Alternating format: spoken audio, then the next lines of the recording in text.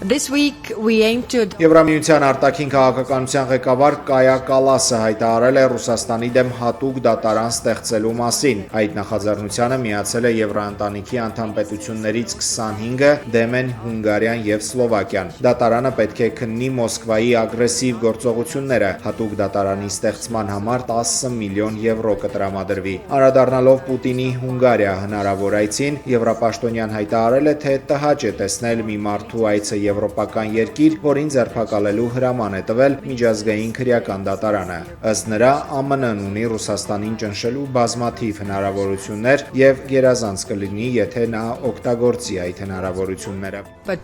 Պուտինը լրջորեն կբանակցի միայն այն ժամանակ, երբ հասկանա, որ պարտվում է։ Այս ամենին զուգահեռ Ռուսաստանը կարծում է, որ եվրոպական երկրները իր դեմ պատերազմի են պատրաստվում։ Դաշնության արտաքին հետախուզության ծառայության տնօրեն Սերգեյ Նարիշկինը հայտարարել է, որ եվրոպական ռազմական արդյունաբերությունը սկսել է մի քանի անգամ մեծացնել իր արտադրության ծավալները։ Կանոնավոր կերպով իրականացվում են մոբիլիզացիոն վարժանքներ, իսկ բնակչությանը շարունակաբար քարոզում են, որ Մոսկվայից անպայման հարձակում է լինելու։ Ըստ Նարիշկինի, Բրիտանիան եւ Եվրամիության առաջատար երկրները Ռուսաստանի դեմ օգտագործում են բոլոր հնարավոր միջոցները, նույնիսկ ահաբեկչական գործողություններ։